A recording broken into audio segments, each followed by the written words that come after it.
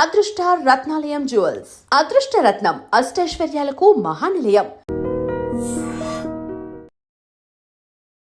Hi hello నమస్తే, welcome back to our channel. నేను మీ వైషు.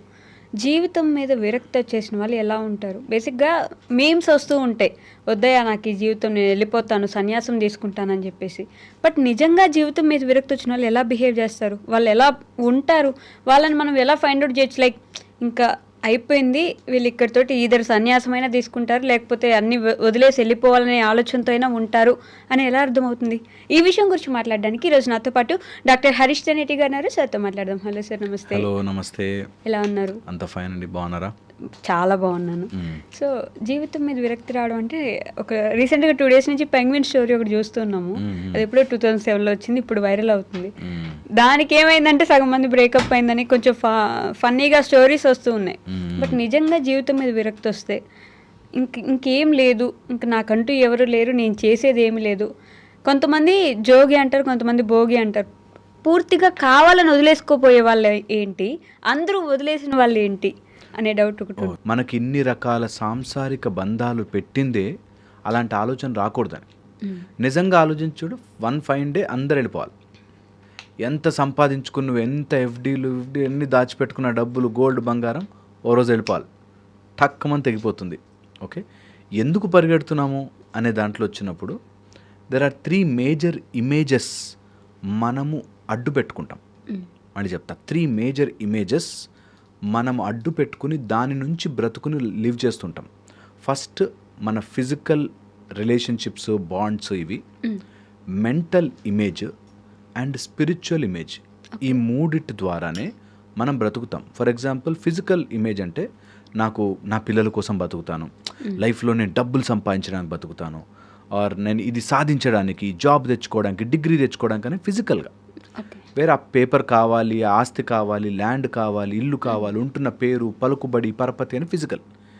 ఇది సాధించడానికి కొన్ని గెలుపులు, కొన్ని ఓటములు, పంతము అలా తీసుకున్న వాడికి ఒక లైఫ్కి ఒక మీనింగ్ ఉన్నట్టు, అదే నా జీవితం అన్నట్టుగా వెళ్ళిపోతాం. నిజంగా కూడా ఆ పేపర్, డిగ్రీ కాగితం వచ్చినా రాకపోయినా, జబ్బులు వచ్చినా వెళ్ళాల్సిందే. ఓకే, సెకండ్ ఆస్పెక్ట్ వచ్చేసి మన మెంటల్ ఇమేజ్. మన మైండ్లో మనని ఒకళ్ళు ప్రేమిస్తున్నారని, మనని ఒకళ్ళు ఇష్టపడుతున్నారని, మనకేదో మన గురించి ఒక అవగాహన ఉండి ఆ ఇమేజ్ ద్వారా ఆపరేట్ చేస్తుంటాం. Very profound subject.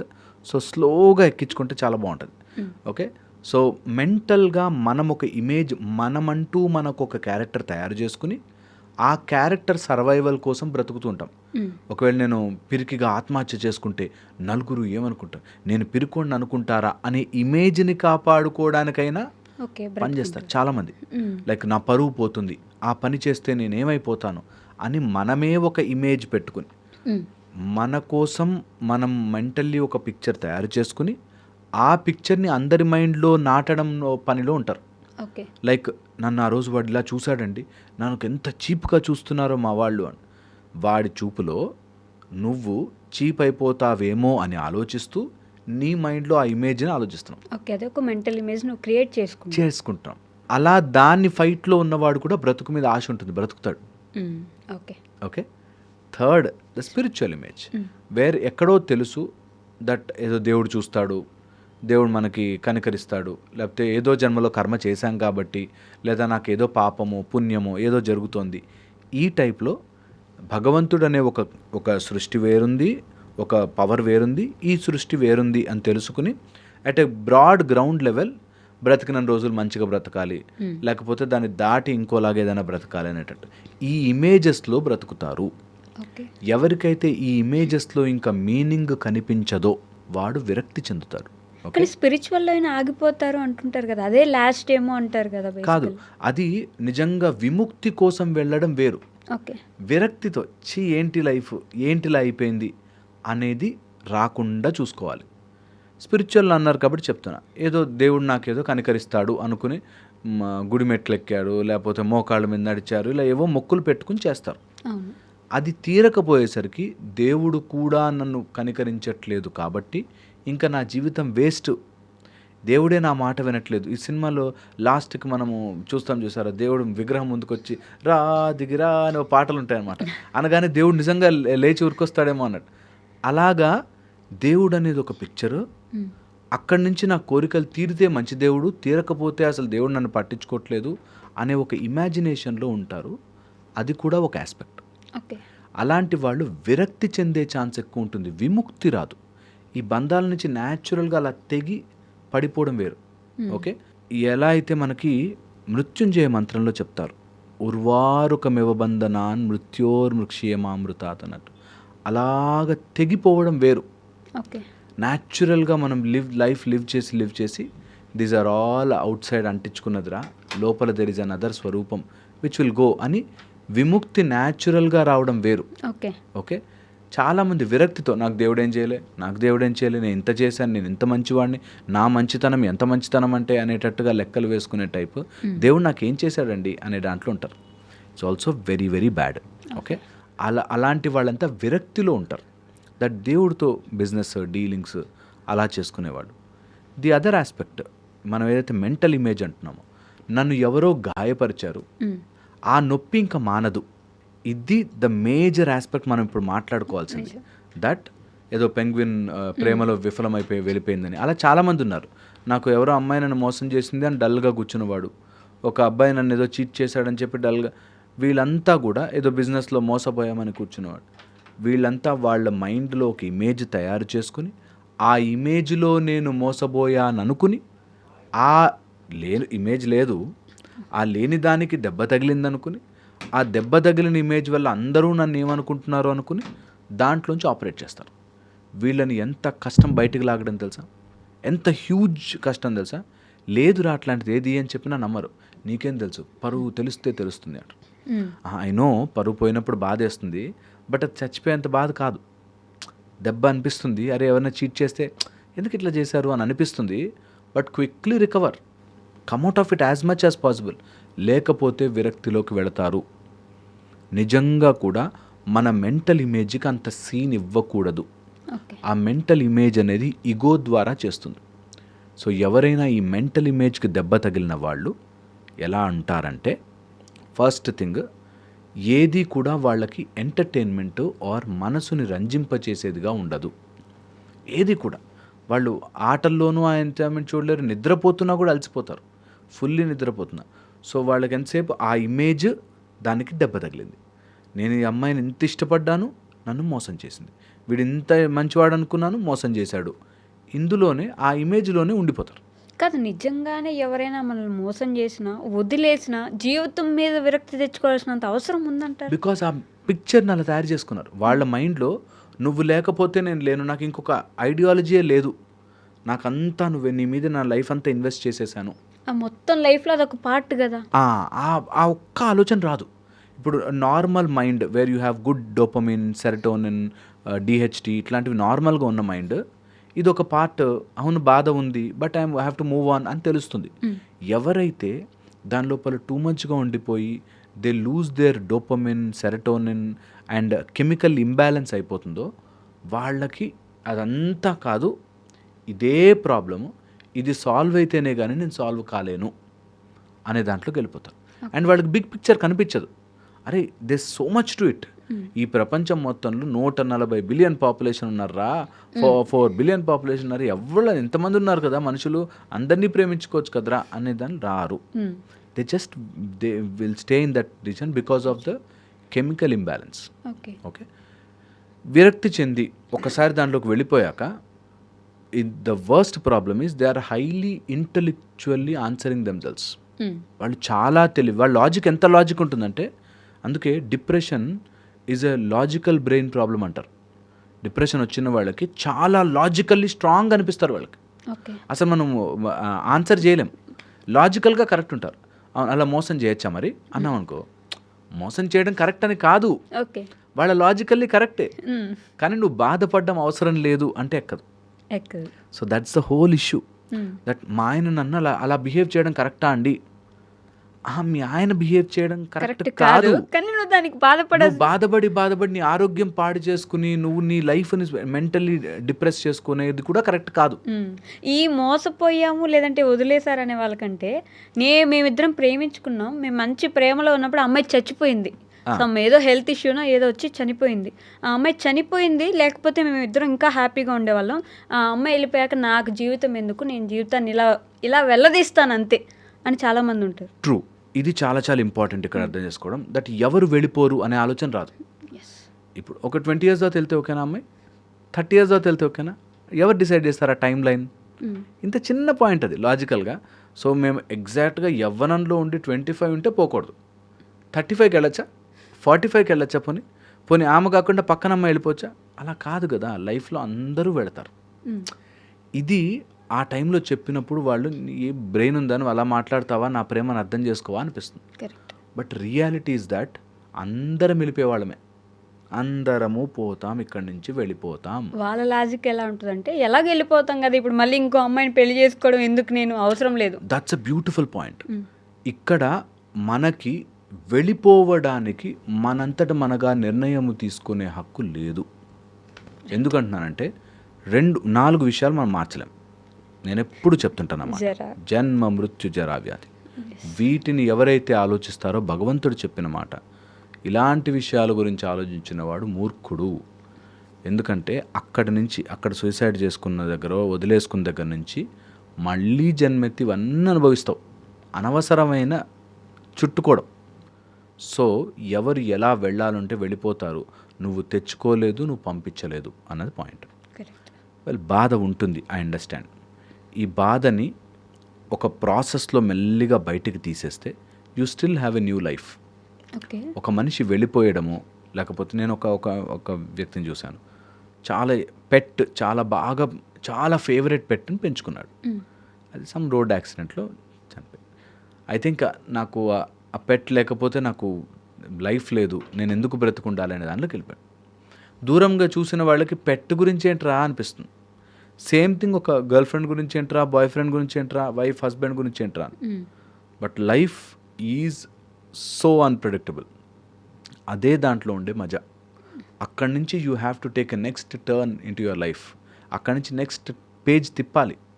అంతేగాని డల్ అయిపోయా, డిప్రెస్ అయిపోయాను, నేను సూసైడల్ థాట్స్ వస్తాయి, విరక్తి చెందాను, ఈజ్ అ రాంగ్ మోడ్. ఇది కూడా నీ బ్రెయిన్ చేసే ఆట.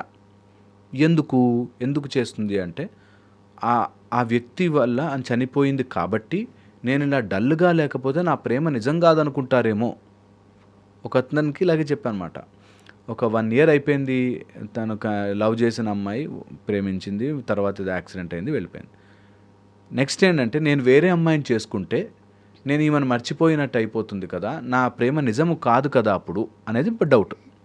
సో ద ఫాల్స్నెస్ ఆఫ్ నేను కరెక్ట్ అని చూపించుకోవడానికి ఈ ప్రపంచం కోసం నేను ఇలా డల్గా మెయింటైన్ చేయాలి. ఓకే, లేకపోతే అమ్మాయిని మర్చిపోయినట్టే, ఇన్ని రోజులు చట్టాపట్టాలు వేసుకుని తిరిగారు కదా అని అనుకుంటారని. సినిమాలో కూడా అలానే చూపిస్తారు కదా, అమ్మాయి చచ్చిపోతే ఆ అమ్మాయి కోసం ఒక చెట్టు, ఆ చెట్టు మీద అమ్మాయి పేరు రాసుకొని అలానే ఉండిపోవడం. సో వెరీ ఇంపార్టెంట్ ఏంటంటే ఇది ఎవడి కోసమో అయితే అస్సలే బ్రతకూడదు. అలా 2 పెయిన్ ఉంది, నిజం అది. Okay, that is true, accepted. At the same time నువ్వు లైఫ్లో మూవ్ ఆన్ అవుతూ ఉండాలి ఈజ్ ద పాయింట్. ఓకే, ఎప్పుడైతే నీ ఆర్టిఫిషియల్గా నువ్వు చూపించుకోవడానికి అలా యాక్ట్ చేస్తున్నావు, ఆర్ డైవర్ట్ దట్, ప్రేమనే పెళ్ళనే కాదు, you can divert that energy to something else. But life has to go on in an more exuberant, ఎంతూజియాస్టిక్గా, అరే ఇంత అన్ప్రెడిక్టబుల్ లైఫ్ రా, దీని గురించి నేను తెలుసుకోవాలి అనే దాంట్లోకి వెళ్ళాలి.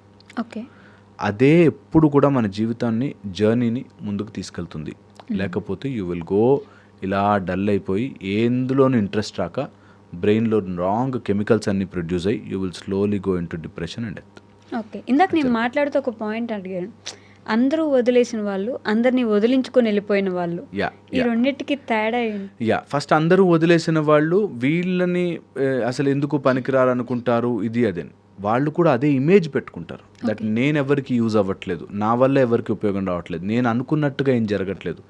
లైఫ్ అన్ప్రెడిక్టబిలిటీని వీళ్ళు ఎప్పుడైతే చేతిలోకి తీసుకోవాలనుకుంటారో అప్పుడే ఇవన్నీ విరక్తి ఇవంతా వచ్చేది.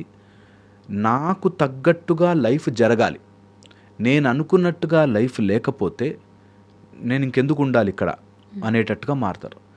ఎవ్రీథింగ్ ఇన్ దిస్ యూనివర్స్ నువ్వు అనుకున్నట్టుగా జరగకపోవచ్చు, నువ్వు అనుకున్నట్టుగా జరగదు. కొన్నిసార్లు నువ్వు అనుకున్న వాళ్ళు నిన్ను మోసం చేస్తారు, వదిలేస్తారు, చీట్ అవుతాం. ఆర్ మనము అనుకున్న దాంట్లో ఫీల్డ్లోకి వెళ్ళలేకపోవచ్చు. ఇవన్నిటిని పట్టుకుని వీళ్ళందరూ నన్ను ఎవరో ఒకళ్ళు పాయింట్అవుట్ చేయాలి. ఐగో ఎలా యాక్ట్ చేస్తుందంటే, మీ అమ్మా నాన్న నీకు ఆ రోజు ఎంకరేజ్ చేయలేదు కాబట్టి, లేకపోతే నీకు ఆ రోజు బాస్ ఇలా అన్నాడు కాబట్టి, నువ్వు ఉద్యోగంలో పనికిరాలేవు అన్నారు కాబట్టి, ఇంకా నాకు ఎవరి మీద నమ్మకం లేదు, వెళ్ళిపోతాను. ఒక ఆయన సమ్ 60-70 lakhs పోగొట్టుకున్నాడు ఏదో సమ్ స్టాక్స్లో వాటిలో. ఓకే, నేను వాడిని ఎవరినో నమ్మాను, వాడు నమ్మిన తర్వాత వాడు నన్ను మోసం చేశాడు. నేను అంత నమ్మాక వాడి కోసం నేను ఎంత చేశానండి ఆ రోజు, ఏదో నైట్ వెళ్ళా వాడి కోసం తడిసి వెళ్ళి మరి తెచ్చాను ఏవో చెప్పాడు. సో పాయింట్ ఈస్ 60-70 లక్షలు పోయాయి. నేను అనుకున్నట్టుగా జరగకపోవచ్చు. ఒకడు కన్నింగ్ ఫెలో ఉంటాడు, ఒక అడవిలో ఒక నక్క ఉంటుంది, ఒక జింక ఉంటుంది, అందరూ ఉంటారు. నాకు ఎక్కువగా నక్కలు కనిపించాయేమో అని అర్థం చేసుకోకుండా ఇంకా నా లైఫ్కి మీనింగ్ లేదు, ఇంత నమ్మాక కూడా మోసం చేస్తే నేను ఎవరి కోసం బ్రతకాలి, ఈ టైప్లో. సో ఆల్వేస్ అంటున్నా, సూసైడ్కి నీ ఈగో అడ్డొస్తుంటుంది. దట్ నేను పిచ్చోడిని అయ్యాను, నేను మోసపోయాను, నేను ఇంక నుంచి డెవలప్ అవ్వాలి అని ఆలోచన రానివ్వదు. నేను మోసపోవడానికి గల కారణం వాళ్ళ కఠోరమైన హృదయం అని వాళ్ళ మీద వేయాల్సిందే. సో ఇది ఆ టైంలో చెప్తే వాళ్ళకి చాలా గుచ్చుకున్నట్టు ఉంటుంది. నువ్వు ఎలాంటి కౌన్సిలర్ రా అంటారు, బట్ నిజం అదే. ఎంత తిప్పినా ఎంత చుట్టూ తిప్పినా నువ్వు ఓడిపోయావు, గెలవాలి, దట్ ఈస్ ఇట్. నువ్వు గెలవడం చేత కావట్లేదు, వరీ అవ్వద్దు. There is no place for worry or అక్కడ డిప్రెషన్కి డల్నెస్కి ప్లేసే లేదు. నిజంగానే నేను ఒక బిజినెస్ స్టార్ట్ చేసా, ఆ బిజినెస్ నాకు అర్థం కాలే, ఓడిపోయా, సో వాట్. ఒక అబ్బాయికి చదువు తీసుకున్నాడు, ఏదో మార్కులు రాలేదు, నేను సివిల్స్కో దేనికో ప్రిపేర్ అని రాలేదు, సూసైడ్ చేసుకుంటా అంటాడు. You are not made for civils, so what. So what will happen, అది వాళ్ళకి అర్థం కాదు. ఇన్నేళ్ళు చదివాను కదా, నాకు పట్టుదల ఉంది కదా, పట్టుదలతో ఏదైనా సాధించవచ్చు కదా, ఇట్లా చెప్తారు. సినిమాలు ఏవో చూపించి పట్టుదలతో ఏదైనా ఓకే, పట్టుదలతో సాధించవచ్చు, అది నిజంగా కాదా చూసుకోవాలి. కొన్నిసార్లు నిజంగా అవ్వకపోవచ్చు, మనకు అంత స్ట్రెంత్ రాక, సో వాట్, వదిలిపెట్టాలి. ఇది చాలా మందికి రాదు తెలుసా, చాలా మందికి. అండ్ సొసైటీలో అలా ఉన్నారు కూడా ఇప్పుడు. సో దట్ ఈస్ వాట్ ఎప్పుడు కూడా మనం అనుకోవాలి. ఎవడో ఏదో చెప్తాడని, ఎవడో ఏదో అనుకుంటాడని అట్లా వేస్ట్గా మన లైఫ్ని ఆపుకోకూడదు. నీకు ఇందులో నచ్చలే, ఈ ఫీల్డ్ పోలే, విరక్తి వచ్చింది, ఇంకో సైడ్కి వెళ్ళి. సో ఎవరైతే మనము వదిలేద్దాం అనుకుంటామో అది అబ్సల్యూట్ ఈగో. దట్ నేను డీల్ చేయలేకపోయాను కాబట్టి వీళ్ళు ఎవరు నన్ను అర్థం చేసుకోరు కాబట్టి నేను పోతా. నిన్ను అర్థం చేసుకునే ప్రోగ్రాము ఎవ్వడు పెట్టుకోలే. నిజంగా చెప్తున్నాను, నువ్వు ఒక గాజు బొమ్మవి, నిన్ను అలా జాగ్రత్తగా తిప్పాలని ఎవ్వరు బాండ్ రాసుకుని రాలే. ఇది ఎంత త్వరగా మనం ఎక్కించేసుకుంటే, నేను వేరేవాడు నాకు తగ్గట్టుగా ఎందుకు బ్రతకాలి, నేను నా గురించి ఏమనుకుంటున్నాను, నా మంచితనాన్ని అవతల వాళ్ళు ఎందుకు అనుకోవాలి. ఇప్పుడు నేను మంచివాడిని, చాలా బాగా చెప్తాను అనేది అందరూ అనుకోవాలి, లేకపోతే నేను బాధపడతాను అన్న రోజు నేను సఫర్ అవుతా. నేను నాకు వచ్చిన విధంగా చెప్తా, నేను చదువుకున్నదో తెలుసుకుని చెప్తా. అర్థమై సింక్ అయిందా, వెరీ వెరీ గుడ్. సింక్ కాలేదు తిట్టుకుంటారు, ఖచ్చితంగా ఏం మాట్లాడుతున్నారా అనుకుంటారు. That is part of my job, అంతే. సో మనకు కొంతమంది నిజంగానే ఇంట్లో వాళ్ళు కూడా చాలామంది నేను చూశాను, సొంత తల్లిదండ్రులు పిల్లల్ని కించపరుస్తూ మాట్లాడతారు. కొంతమంది చాలా కించపరుస్తూ మాట్లాడతారు. సొంత భర్త భార్యని ఇష్టం వచ్చినట్టు, అసలు మామూలు పురుగుల్ని కూడా అలా తిడతాడు. నువ్వేంటి, నీ బతికేంటి, పో బయటకు పో, ముందు చెయ్యి రాకు, బయటకు పో అని మాట్లాడే వాళ్ళు తెలుసు నాకు, మరి పురుగును మాట్లాడినట్టు. సో అలాంటి వాళ్ళు ఉంటూనే ఉంటారు. అట్లాంటి వాళ్ళని డీల్ చేయాలి, అంతే. సెట్ చేయాలి. సెట్ చేయకపోతే నీ లైఫ్ని మార్చుకోవాలి, ఇంప్రూవ్ అవ్వాలి, అంతేకాని దానికి నువ్వు నాకు లైఫ్ విరక్తి వచ్చేసిందండి, ఎంత చేశానండి వీళ్ళ కోసం, నీ ఎప్పుడు కూడా ఆ సొంత సెల్ఫ్ పిటి అనే మాయరోగంలోకి పోకూడదు. సెల్ఫ్ పిటి, నేను మంచివాడిని, నేను ఇంత చేశాను వీళ్ళందరి కోసం అనే ఒక రోగం మోర్ డేంజరస్. నిజంగా కూడా అది క్యాన్సర్ అట్లాంటి వాటికన్నా కూడా డేంజరస్ ఏమో అనిపిస్తుంది అప్పుడప్పుడు నాకు. దట్ నేను మంచివాడిని, అయ్యో నేను కష్టపడ్డాను, నేను చాలా చేశాను, నా లైఫ్లో ఇంత, నేను ఎంత కష్టపడి పైకి వచ్చానంటే, ఆ మాటలు అన్నవాడికి 2 అడుగులు వెనక్కి జరగాలి. ఎందుకంటే they are always in that, నేను మంచితనమో నా మంచితనమో వద్దు. నీ మంచితనం ప్రూవ్ చేసుకోవద్దు. దానికి నేను మంచిగా ఉన్నాను కాబట్టి వీళ్ళు అర్థం చేసుకోరని డిప్రెషన్లోకి వెళ్తారు, ఆ విరక్తిలోకి వెళ్ళిపోతారు, నాకు ఎవ్వరు వద్దని వెళ్ళిపోతారు. నేను చూసాను ఒక లేడీ, 2 పిల్లలు, హస్బెండ్, వాళ్ళు మాట వినట్లేదని ఇల్లు వదిలేసి వెళ్ళిపోయింది, లిటరల్లీ. అయితే చాలా బాధేస్తుంది మనకి, చాలా ఏంటి దానికోసం కూడా వెళ్ళిపోతారా అనిపిస్తుంది. బట్ తనకి అది రియల్, తన మైండ్లో ఉన్న ప్రాబ్లం అది real. So connecting all the dots. నీ మైండ్లో ఉన్న ఇమేజ్ వాళ్ళ మైండ్లోకి ఎక్కట్లేదు కాబట్టి నువ్వు సఫర్ అవ్వడం అన్నది అసలు అంతకంటే మూర్ఖత్వం ఉండదు. ఓకే, అంటే బేసిక్గా జీవితం మీద విరక్తి అనే కాన్సెప్ట్ ఇంతకుముందు ఏంటంటే ఇంక మొత్తం అయిపోయింది జీవితం చూసేశారు అన్న వాళ్ళు కాశీకి వెళ్ళి శరీరాన్ని విడిచేసి ముక్తి తీసుకునే వాళ్ళు ఉంటారు. అసలు జీవితం మీద విరక్తి ఎందుకు వస్తుంది బేసిక్గా? అంటే ఋషులు మునులు అప్పట్లో సన్యాసం తీసుకొని, అంటే చాలామంది మంచి మంచి రిచ్ ఫెలోస్ బిజినెస్ మ్యాన్స్ కూడా అన్నీ వదిలేసుకొని వెళ్ళి ఏదో గుహల్లో కూర్చొని యోగా చేసే వాళ్ళని ఈ మధ్య చాలామంది చూస్తున్నాం. ఎందుకు అలా మారిపోతారు? ఆ స్విచ్ ఎక్కడి నుంచి వస్తుంది? అది విరక్తి కాదు. అది మళ్ళీ చెప్తాను, అది విరక్తి కాదు. అన్నీ ట్రై చేసి విముక్తి కోసం ప్రయత్నం చేశాడు. ఈ మానవ శరీరంలో ఈ 4 కంపల్సరీ వస్తాయి. ఈ రోగిష్టి శరీరములతోనో లేకపోతే ఈ మళ్ళీ జన్మ అనే సైకిల్ నుంచి నేను విముక్తి పొందాలి, దాన్ని నేను సాధనాపూర్వకంగా తెలుసుకుని నేర్చుకోవాలి, ఇక్కడ సంపాదించాల్సినవి చేయాల్సినవి చేసేసాను, I want to move ahead. ఇది కంపల్సరీ మనకుంది. ఓకే, చతుర్విధ పురుషార్థాల్లో ధర్మ అర్థ కామ మోక్షము కోసం నువ్వు ప్రయత్నము చెయ్యాలి. ఓకే, 4 దాంట్లో బ్రహ్మచర్యము, గృహస్థ, వానప్రస్థ, తర్వాత సన్యాసం కంపల్సరీ. మనకు స్లోగా at some point of time అన్ని బాధ్యతలు తీర్చేసుకుని వెళ్ళిపో, సాధనలో కూర్చో, విముక్తి కోసం ముక్తి కోసం ప్రయత్నము చెయ్యి. ముక్తి కోసం ప్రయత్నం చేయడం is correct. At the same time బాధ్యతల్ని తప్పించుకోవడానికో ఇక్కడ వీళ్ళు నన్ను అర్థం చేసుకోవట్లేదు కాబట్టి అక్కడో రాయేస్తానని వెళ్ళకూడదు. ఇది చాలా ఇంపార్టెంట్. దట్ ఇక్కడ నాకు అప్పులు ఉన్నాయి కాబట్టి నాకు విరక్తి వచ్చింది వెళ్ళిపోతా అనే కంటే ఇక్కడ అప్పులు బాగా సంపాదించు, తీర్చి డబ్బు నేను అనుకుంటూ వస్తుందిరా, డబ్బు కాదు నాకు important, I want to grow, I want to go and see నిజంగా నాలోని ఆ ఆ శక్తి ఉందా, నా లోపల పైన శివుడి శక్తి ఉందా, నేను మూలాధారం నుంచి శక్తిని అట్లా పైకి తీసుకెళ్ళగలనా, సాధన చేయగలనా, కలుపుకోనా, యూనివర్స్ అంతా కూడా ఒక్క గాడ్ పార్టికల్, ఆ బ్రహ్మస్వరూపం అయితే నేను అదా అనే ప్రయత్నము చేసే వాళ్ళ ప్రక్రియ వేరే. దీన్ని కలుపుతారు. విరక్తి ముక్తి 2 వేరు. మోక్షం కోసం వెతకడం వేరు, విరక్తి వచ్చి వెళ్ళిపోవడం వేరు. విరక్తి వచ్చి వెళ్ళిపోయిన వాడికి ఆ పెయిన్ ఎప్పుడు ఉంటుంది. ఓకే, మనకి అలాంటి అఖాడాలకి, అలాంటి ప్లేసులకి, కాశీ లాంటి ప్లేసులకి వెళ్ళి కూడా మళ్ళీ ఇక్కడికి ఫోన్ చేసి ఇంట్లో వాళ్ళతో గొడవ పడేవాళ్ళు ఉన్నారు. ఓకే, సో అందుకని వెరీ వెరీ ఇంపార్టెంట్. న్యాచురల్గా నేను అలా విచ్చుకున్న పువ్వు స్లోగా వాడిపోయి పడిపోవాలి. మంచి ప్రాసెస్. న్యాచురల్గా పడిపోవాలి, అంతేగాని మధ్యలో ఉండగా నేను లోటస్లా ఉండుంటే బాగుండే, రోజా పువ్వు దానితో తెంపుకుని పడిపోతే అది విరక్తి. న్యాచురల్గా 1 point of time you blossom, you be what you are, you do what you can do. ఆ పరిమళాన్ని ఇచ్చావు, ఆ పండునిచ్చావు, అంతా ఇచ్చావు, స్లోగా పడిపోయావు. That is a natural process.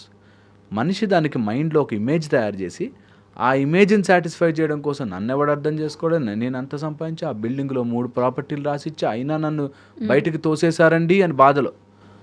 Ultimately వాళ్ళు ఏదో చేస్తారు, నేను ఐ వాంట్ టు ప్రొసీడ్ అనే ఆలోచన వచ్చినవాడు విముక్తి వైపుకి వెళ్తాడు, లేకపోతే విరక్తిలోనే ఉంటాడు. అందుకని ఇంకా దేంట్లోనూ రక్తి రాకపోతే విరక్తి వస్తుంది అంటాం. ఏది నచ్చట్లేదు, ఇంకా ఏది చేసినా నచ్చట్లేదు, రోజు ఏది చేసినా విరక్తి వచ్చిందిరా బాబు అన్నట్టుగా కాకుండా న్యాచురల్గా ముక్తి కోసం ట్రై చేసి మోక్షం కోసం ప్రయత్నం చేసేవాడిది బ్యూటిఫుల్ లైఫ్ అవుతుంది.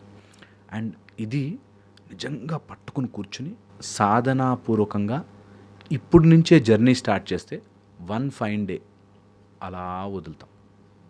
అందుకని వెరీ ఎర్లీ ఏజ్ మెడిటేషన్స్, సాధనను లేదా ఏదైనా ఉపాసన, భగవత్ స్వరూపము ముందు ఆకారము, స్లోగా నిరాకారముకి ప్రొసీడ్ అవ్వాలి. దట్ ఈస్ వాట్ మన సిస్టమ్ ఎప్పుడు నేర్పించేది అదే. Thank you. And for more videos, please subscribe to iDream. Please subscribe to iDream. Please subscribe iDream. And please subscribe to iDream. For more videos, subscribe to iDream. please like, share and subscribe to the channel. Congratulations, iDream. Subscribe to iDream. Subscribe to iDream. So subscribe to iDream Media.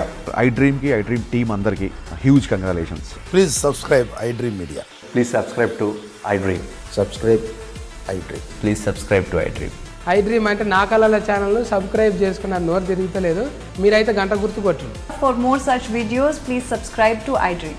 Subscribe to iDream. Please subscribe to iDream. Please subscribe iDream Media. Please do subscribe to iDream. Please subscribe to iDream Media. For best entertainment and information, please subscribe iDream. And don't forget to subscribe to iDream.